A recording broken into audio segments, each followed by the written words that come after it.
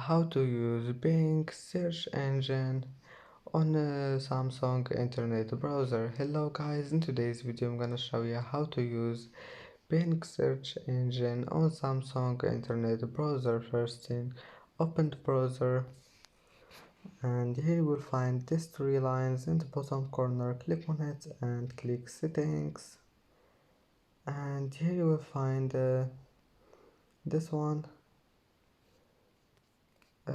address bar search. Just click on it and select Bing, and as you see Bing have been selected just by one click. Now just go back, it will be saved. And that's it for today's video. If you like this video, don't forget like and subscribe, and thank you for watching this video until the end, and see you in the next video.